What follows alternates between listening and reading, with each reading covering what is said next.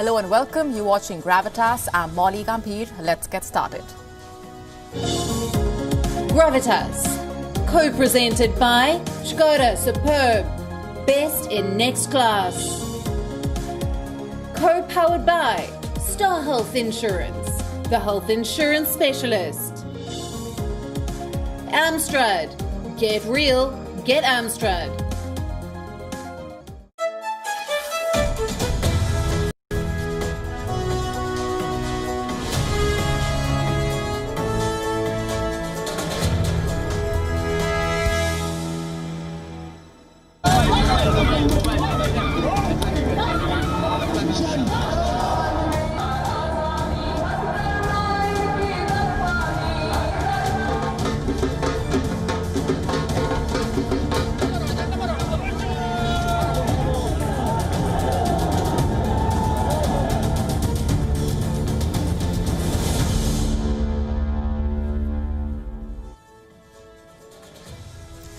Last night, we told you how hardliners had taken over the streets in Pakistan.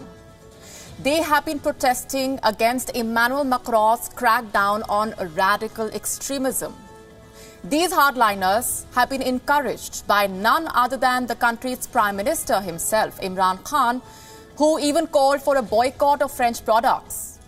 Hours after they started their protests, hardliners on Pakistan's streets have ended their demonstrations. Their wishes have been granted. The leader of Pakistan, Imran Khan, has once again bowed down to Islamists. Their wish has become Imran Khan's command instead of the other way around.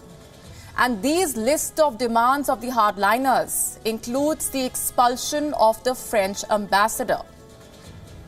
Not too far away in Bangladesh, a former cricket captain has received Islamist threats for attending a religious ceremony in India. On Gravitas tonight, we examine what the so-called anti-Macron crusaders have got in return for their campaign against Emmanuel Macron. Both Imran Khan and Recep Tayyip Erdogan have a long list of problems at home, but they are fighting a completely different war.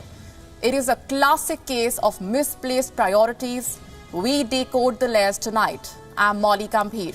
Also on the show, as United Nations Security Council reforms remain elusive, India has called the UNSC an impaired organ. We tell you how China has been blocking these reforms and why India has taken a tough stance against these moves. Donald Trump continues to insist that he won the election, but his moves could prove to be costly for America's vaccine distribution plans, which means the US could be headed for a logistical nightmare.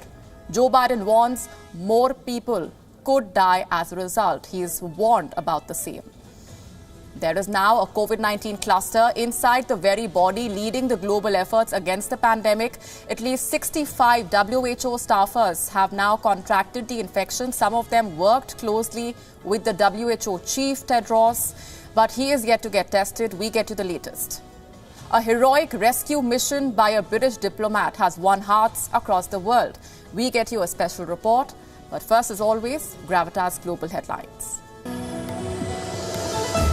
French police have dismantled an illegal migrant camp with over 2,000 residents near Paris. Police chief of Paris said that these camps are unacceptable. The migrants, which included some families with small children, were ordered to board buses and will be given alternate accommodation. Thai police fired water cannon and tear gas on pro-democracy protesters attempting to get close to parliament, where lawmakers were debating possible changes to the military-scripted constitution. Thailand has seen months of student-led protests demanding reform to the constitution and monarchy. Political chaos continues to intensify in Armenia, with the country's foreign minister Zorab Mnatsakanyan now resigning.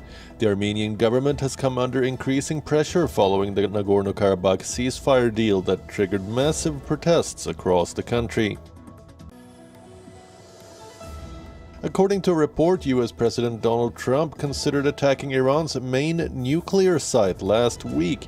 The report claimed that Trump asked for options to attack Iran's main nuclear site last week, but ultimately decided against taking this dramatic step. Trump made the request during an Oval Office meeting with his top national security aides. Peru has named its third president in weeks, with centrist and veteran bureaucrat Francisco Sagasti all set to take office. However, Sagasti's rise to power comes at a difficult time, with Peru currently dealing with multiple crises. A county in China has been forced to reconsider a policy banning residents from walking their dogs in public. A directive in Yunnan province said that anyone caught doing so multiple times would have their pets confiscated and killed. The extreme attempt to stop pet-related incidents and disputes triggered an angry backlash on social media. A French public radio station has mistakenly broadcasted obituaries of major celebrities and political leaders who are alive. This includes Queen Elizabeth II, Iranian Supreme Leader Ayatollah Ali Khamenei, former US President Jimmy Carter, soccer legend Pelé. Radio France Internationale apologized, saying that a technical problem led to the gaffe. The German police have detained 3 people suspected of involvement in the billion-dollar jewel heist at Green Vault Museum last year. Thieves forced their way into the museum and got away with at least 3 sets of early 18th century jewelry, including diamonds and rubies. World number 1 Novak Djokovic has made a flying start at the ATP Tour Finals in London, where he is chasing a record-equaling 6th title. The top-seeded Serbian East passed debutant Diego Schwartzman of Argentina 6-3, 6-2 to climb to the top of Group Tokyo 1970. Russia's Daniil Medvedev, the world number 4, also made a winning start by beating 2018 champion Alexander Zverev 6-3, 6-4. Football star Luis Suarez has tested positive for COVID-19 while on international duty with Uruguay. Suarez scored a 3-0 win over Colombia in the FIFA World Cup qualifiers on Friday, but he will miss the highly anticipated clash against Brazil late on Tuesday night. The positive test also rules Suarez out of the La Liga clash between Atletico Madrid and his former club Barcelona this weekend.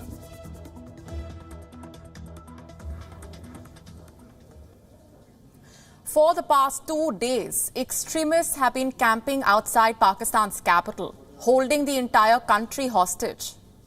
These are members of the Tehreek-e-Labbaik, the far-right Islamic political party. We had told you about this last night, how more than 1,000 protesters blocked a major highway into Islamabad. They camped overnight. After 2 days of drama, the protest has ended, with the Pakistani government bowing down to extremists once again.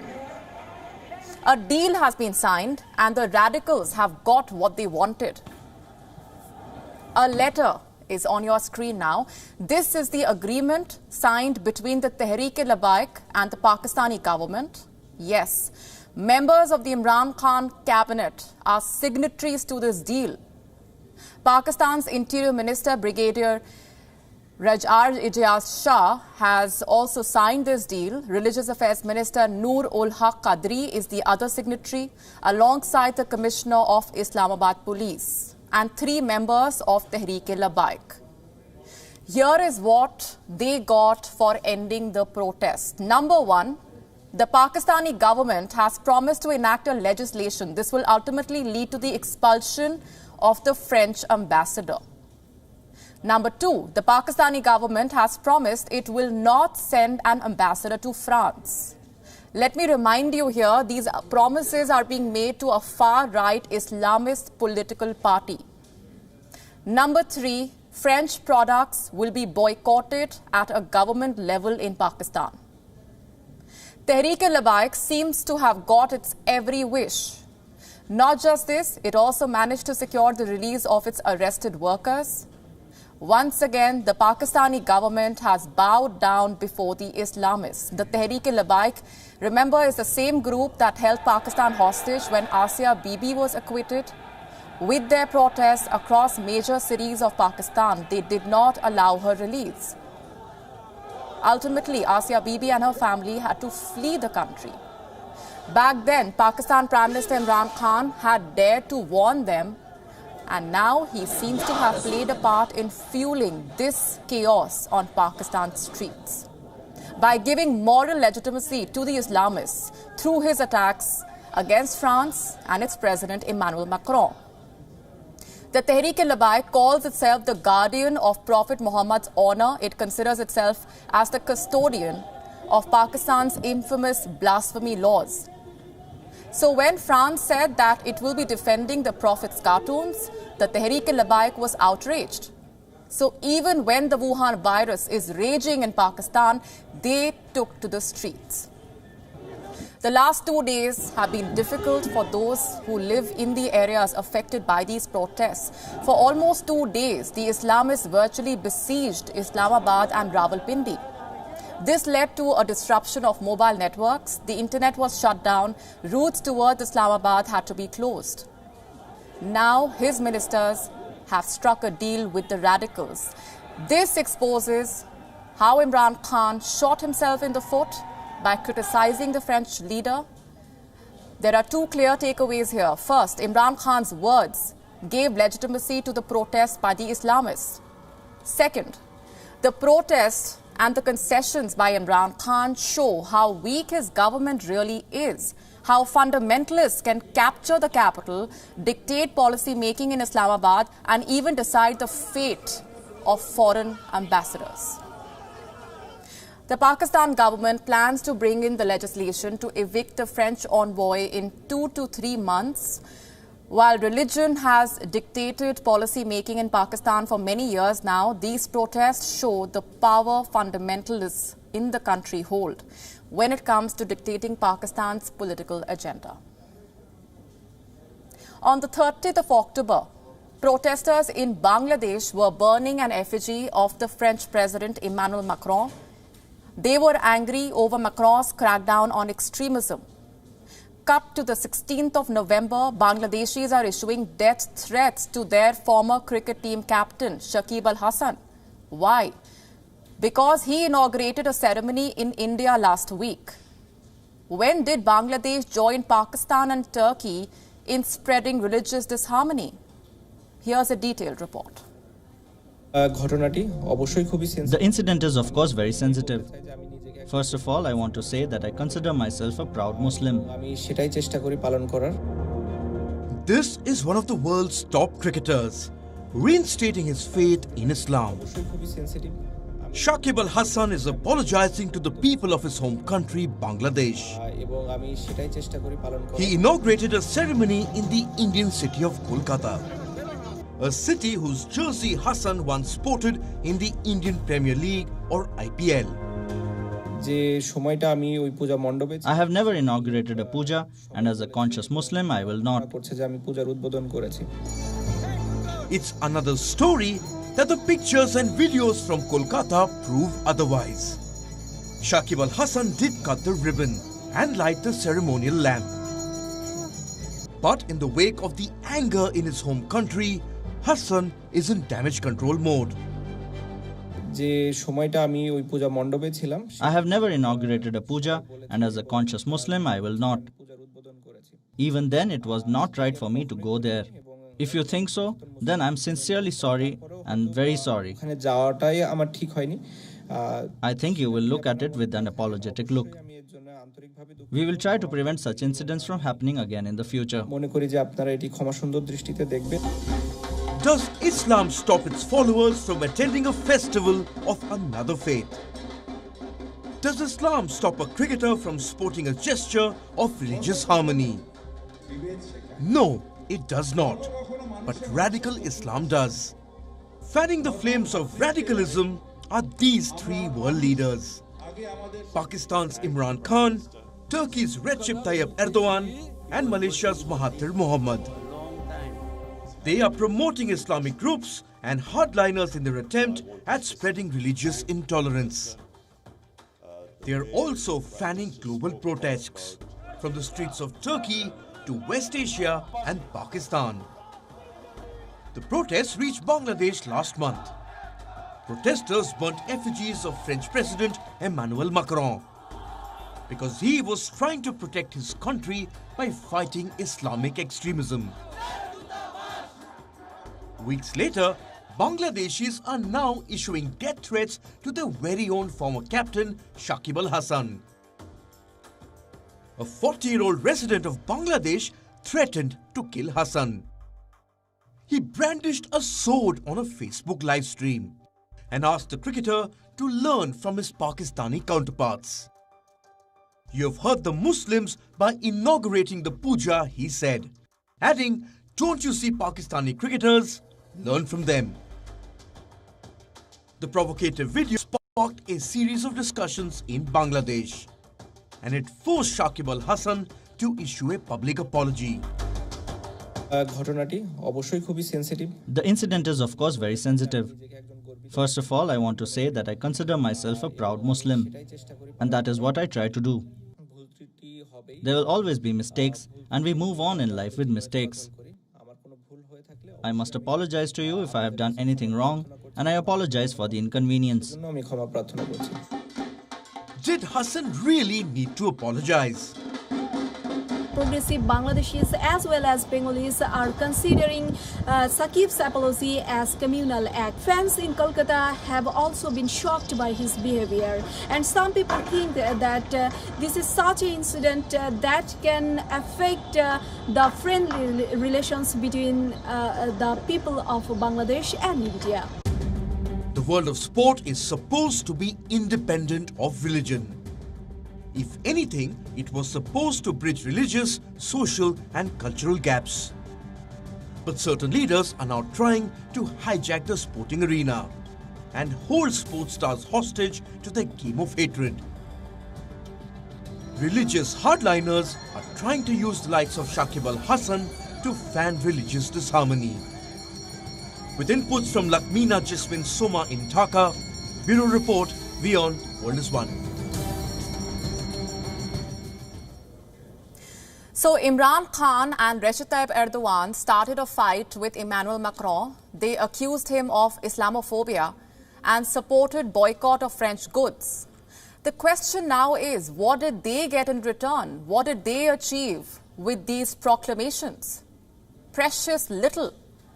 Did they manage to galvanize the Muslim world against France? No. Did they manage to bend Paris to their will and end its campaign against radical Islam? Not at all. Instead, we have witnessed radicals and Islamists take to the streets, scenes of violence, protesters desecrating the French flag and burning effigies of Emmanuel Macron. The radicals have issued threats, and in some cases, they have even justified Islamic terrorism. Erdogan and Imran Khan only managed to amplify the outrage while adding to their growing list of problems. The fact remains, both Erdogan and Imran Khan face a number of challenges at home.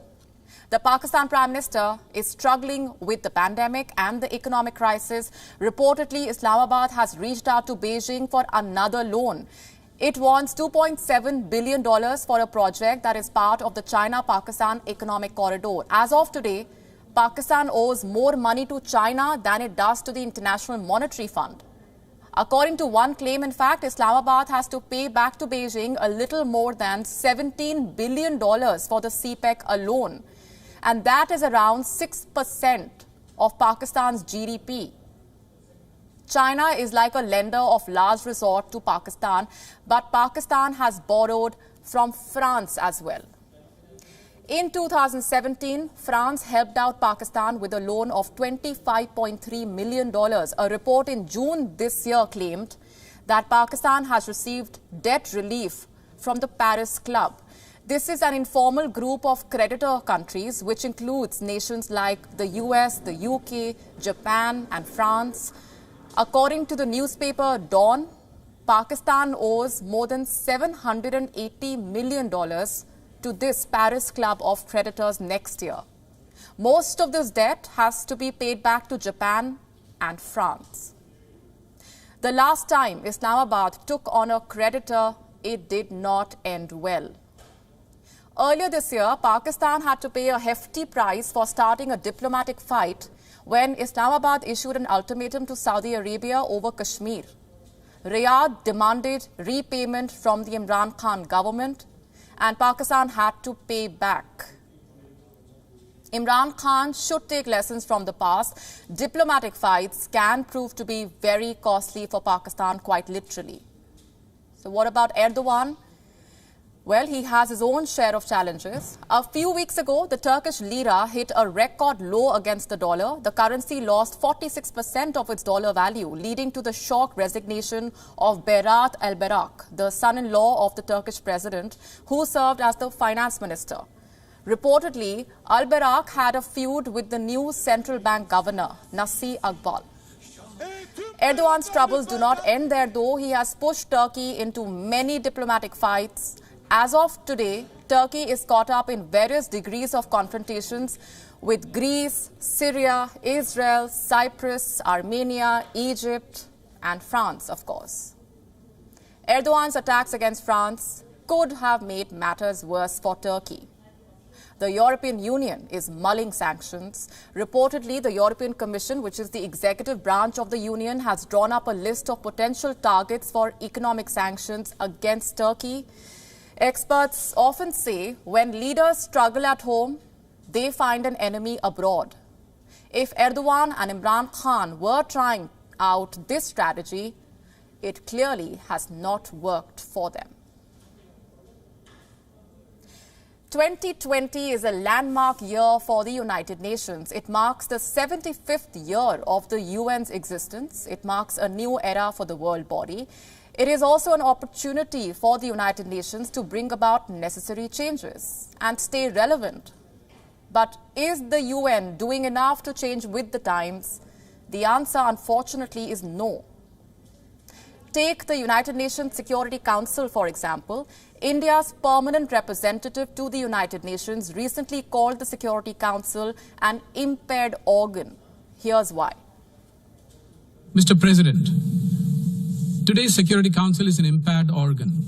It has been unable to act with credibility, essentially due to its unrepresentative nature.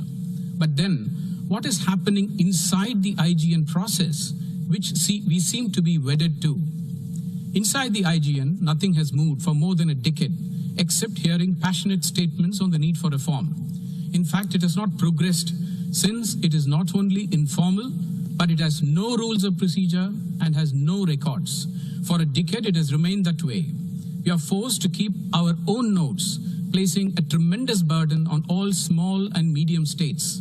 The same countries who shed crocodile tears for small and medium states are the same ones denying them even the basic courtesy, which is to help them keep official record of discussions. So who is responsible for reducing the intergovernmental negotiations to a university level-like debate? Who is responsible for making the UN Security Council an unrepresentative body?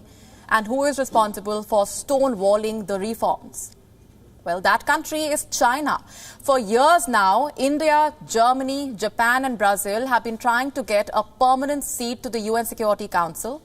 But the UN Charter is such that it gives permanent members the veto power to any resolution, including expansion of membership.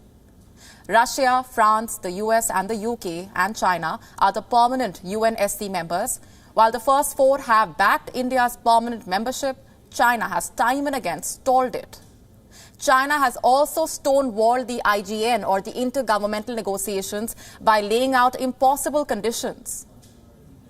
The IGN on the UNSC reforms began 10 years ago. New Delhi, along with several other UN member states, repeatedly stated that inclusive text or recording whatever happens at the IGN or the intergovernmental negotiations is not just the next logical step, but the only step that can lead to negotiations on these UNSC reforms.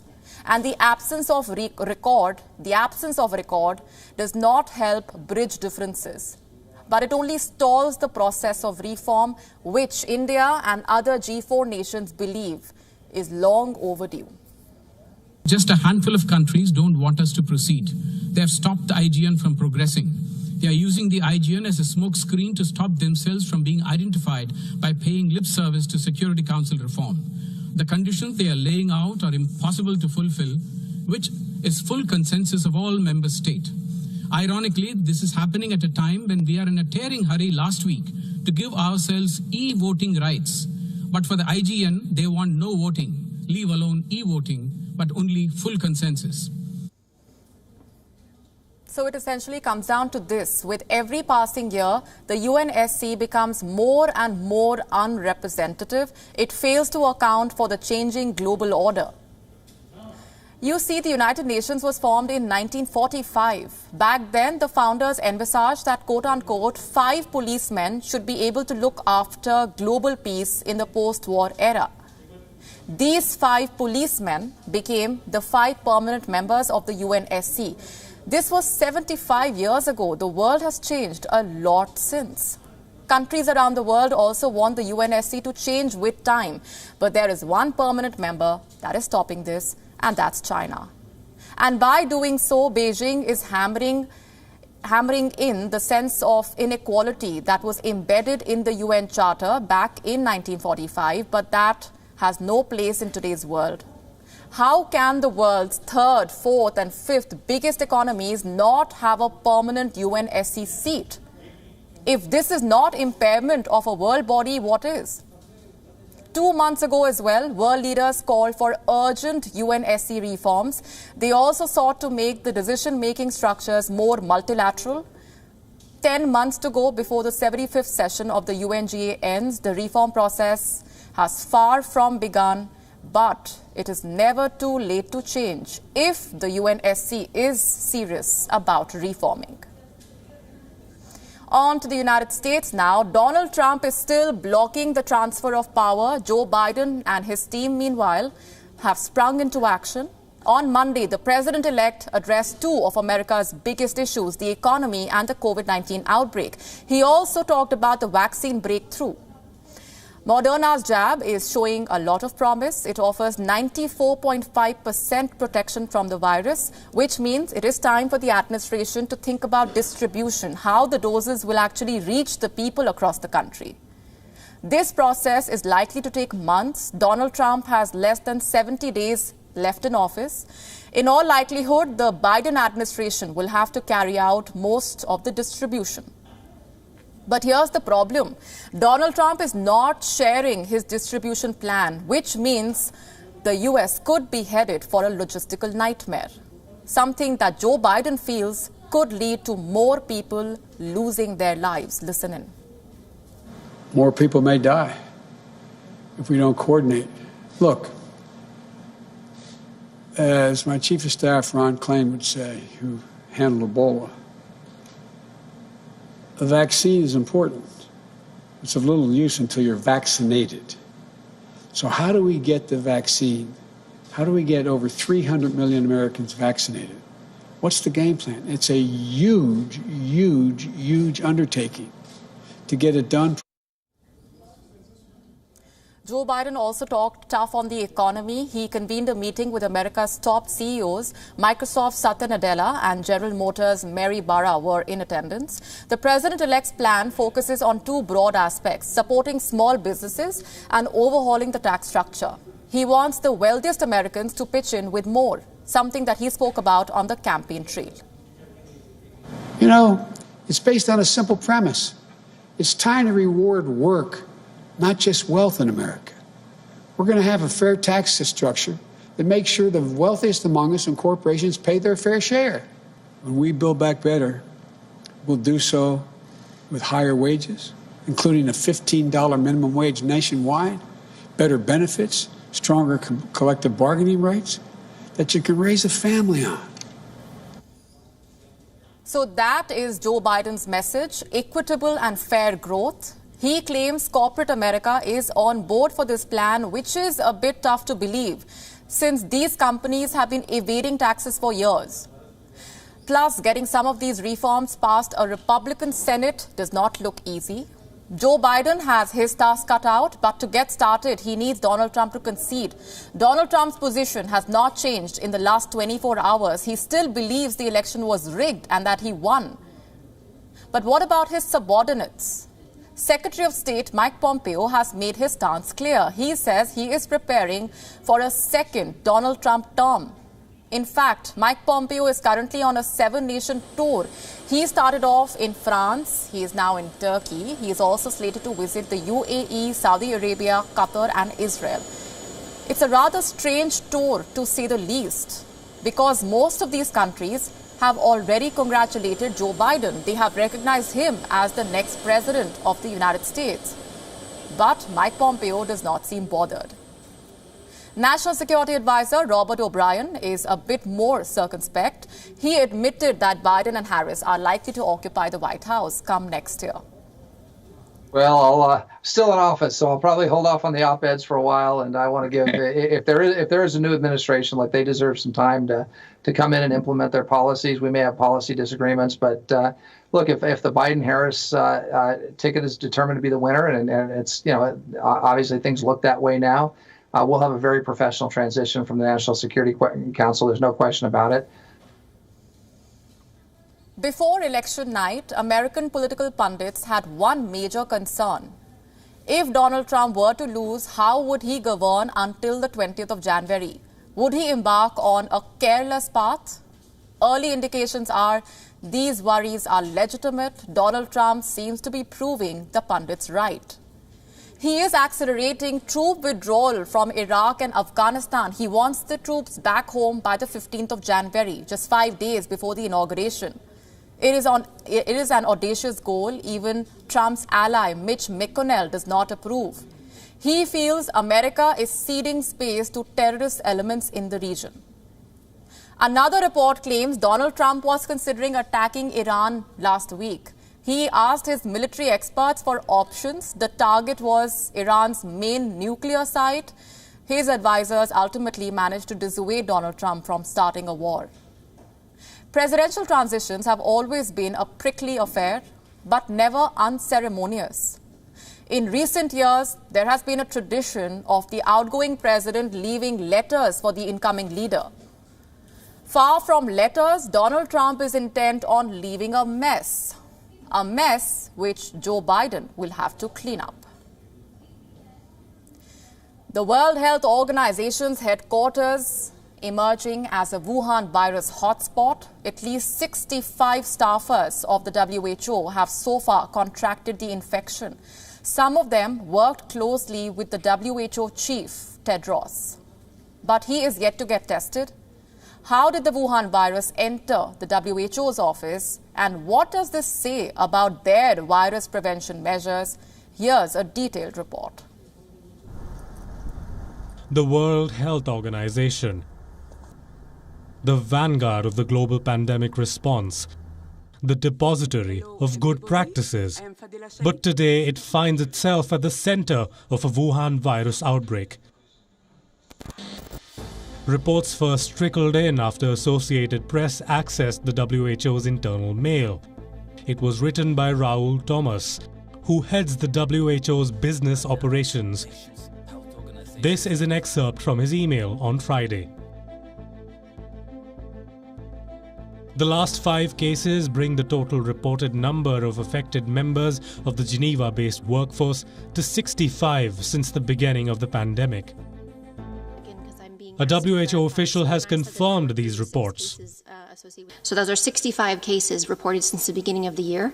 36 have had access to the premises, who have been on the premises. 36 staffers at the WHO headquarters have so far contracted the Wuhan virus. This includes 5 people in the last week alone. So how did this happen? How did the virus penetrate the WHO's firewall? The simple answer is its protocols failed. The WHO has been following strict safety measures, including mandatory mask wearing and screening. But as we've seen around the world, none of these measures are foolproof. The overall situation in Geneva also did not help. Switzerland is dealing with a second wave of infections, much like the rest of Europe. 49 of the 65 cases were reported in the last 8 weeks. The time frame fits with the escalating situation in the country. The email does not specify who the infected are, but reports say it includes a senior staffer, someone who is part of the Director General's inner circle. This person attended several in-person meetings earlier this month and tested positive last week. Chances are the Director General interacted with this individual. So has he gotten himself tested? No. But I was okay, no symptoms. It's day 17 now. And followed the protocols because of no symptoms and also the full follow-up of the protocol. I didn't see the need for testing. I can assure you that I'm okay. This entire episode is a huge blow to the WHO's public image, something that has already taken a beating this year. Not only has its firewall been breached, there are charges of a cover-up. On the 2nd of November, WHO's technical lead said there was no transmission or clusters at the Geneva office. But the internal email proves this was not the case. For an organization that has lectured nations on effective pandemic guidelines, this is as embarrassing as it gets. Bureau Report. WION World is One. Time now for the daily update on the vaccine hunt. The scientists are getting close. We have some promising candidates, but it will take some time for everyone to get a shot. Tonight, let's focus on the two front runners in this race, the Pfizer-BioNTech vaccine and the Moderna shot. They are leading the race for the moment, and both vaccines are set to be more than 90% effective. What does that mean? When will they be ready? And who is going to get it first? We'll answer these questions in the next 4 minutes. First up, the Moderna vaccine. The news came in yesterday, but it still dominates the mind space of the world because of the promise that this vaccine holds. The Moderna vaccine has been tested on the age range 18 to 59. It was administered in 2 doses, the second one after 21 days. The Moderna vaccine is said to be 94.5% effective. That means it will work on most people. And the volunteers have reported mild side effects that pose no danger to life. Neil Browning from Washington was one of the participants of the Moderna trial. He received the first shot in March, followed by a second dose a month later. This is how he described his experience. Honestly, it's been flawless. I had a very slightly sore arm after each injection, much like I would get from a standard flu shot. Over and above that, I've had no ill effects, and it didn't really feel like anything at all had happened. I'm super happy to be a part of this and to try and help bring some kind of peace back to the world. So who will get this vaccine first? We have some estimates. Here are the countries that have ordered the vaccine: Canada, Israel, Japan, Qatar, the UK, the US, also the European Union. The US could be the first to get it. The Americans have ordered 20 million doses. Here is Moderna's president explaining how he plans to scale up manufacturing. We hope to have about 20 million doses of the vaccine by the end of this year, by the end of the calendar year.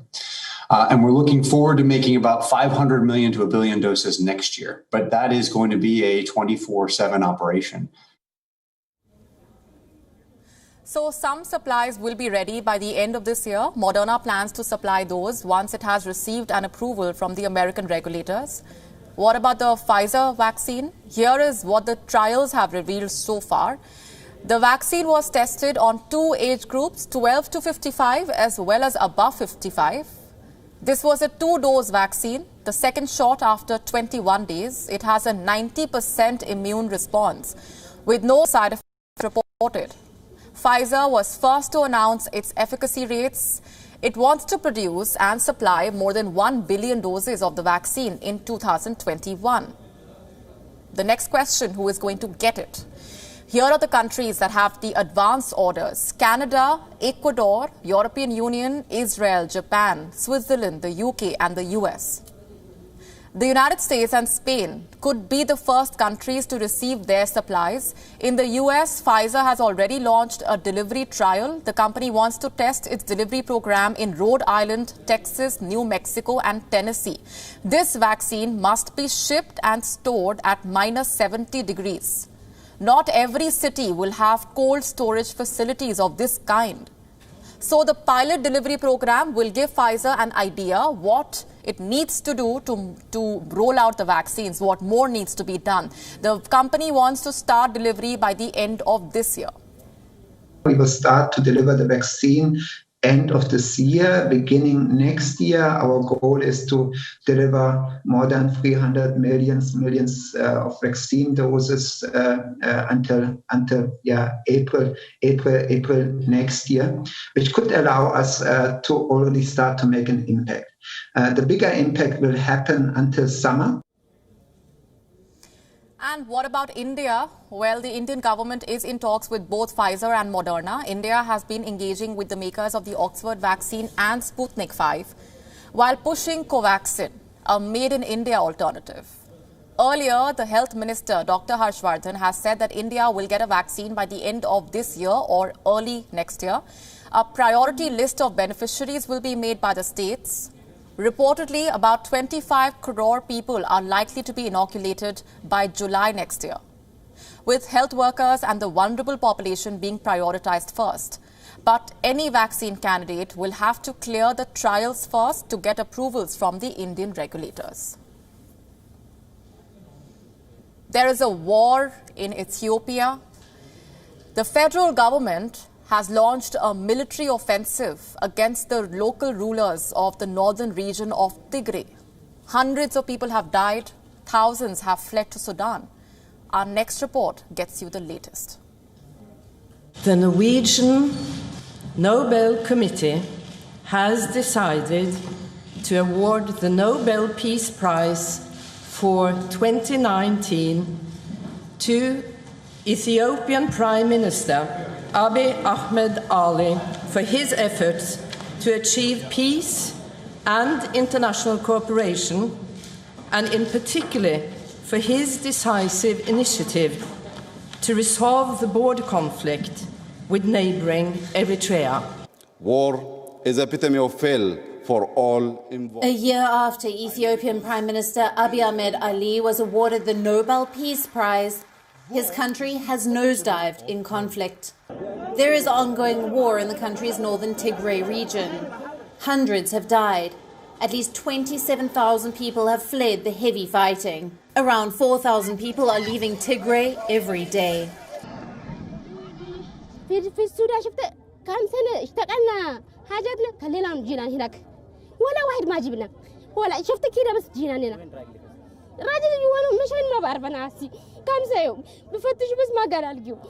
أنا ما بعرف أنا لحد هسي والله أنا زي ده ما عرفت أنا لكن بالشفاء هو عملوا كان في ماتوا شديد ماتوا والله أي ماتوا قالوا بعد ده قالوا يلا طلعوا مش أي محل كله طلع أي والله. The United Nations says there is a full-scale humanitarian crisis unfolding in Ethiopia. What is happening? The Ethiopian government forces are fighting troops that are loyal to Tigray's ruling party, the Tigray People's Liberation Front. Tigray is home to 7 million people. It borders Eritrea and Sudan. The region accuses Abiy Ahmed of being authoritarian.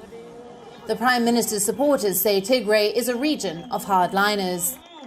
On the 4th of November, Ethiopian Prime Minister ordered airstrikes and a ground offensive against Tigray's local rulers for defying him. The conflict escalated last weekend when Tigrayan forces fired rockets into Eritrea. Tigray's leaders claim that the Ethiopian government is using an Eritrean airport to attack the region, and that the government has mercilessly knocked out a dam and a sugar factory. Abiy Ahmed has given a 3-day deadline for rebels to lay down arms. That deadline expired today. Government forces are now making twin advances towards Tigray. Reporters have been banned from the combat zone. Experts say the fighting in Africa's second most populous country could go on for days and destabilize the Horn of Africa. Bureau Report, WION, World is One. A British envoy is China's new hero. He became an overnight sensation after rescuing a drowning student in China. Both the Chinese Foreign Ministry and the UK Foreign Office have lauded this act of bravery. Here's a detailed report.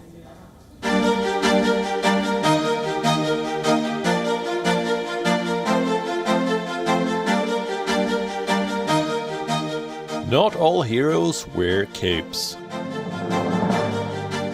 Meet Stephen Ellison, a 61-year-old British diplomat in China. He is currently posted as Consul General in Chongqing. Over the weekend, Ellison became a hero in China. Let's hit the rewind button and tell you what happened. On Saturday, Ellison was visiting a tourist spot near Chongqing. While he was there, tragedy struck. A young college student fell into the river flowing through the spot. The current was strong. The young woman was struggling to stay afloat. That's when Ellison leapt into action. He jumped into the river, swimming confidently to rescue the drowning student. By this time, authorities threw in a life buoy. Ellison dragged the young woman and himself to the buoy, and then ashore.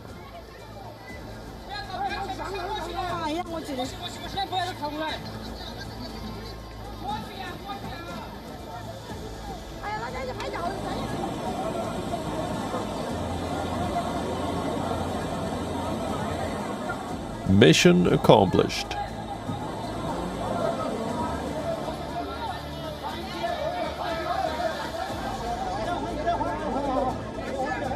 Words of praise started pouring in from all quarters. UK Foreign Secretary Dominic Raab said Ellison's bravery demonstrates the very best of British diplomats around the world. China's Foreign Ministry also gave him a big thumbs up. That's a good thing. I've seen reports about it. I think he should be commended for his act of bravery. I'd like to give him a big thumbs up.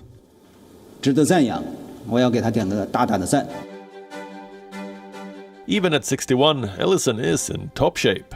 By several accounts, he is an accomplished triathlete. In an interview after the daring rescue, he said people kept asking him whether the water was cold. Ellison had a smooth answer. "They forget I'm from Newcastle. I swam in the North Sea." Bureau Report, WION. World is One. With that, it's a wrap, leaving you as always with Gravitas Images. Thanks for watching.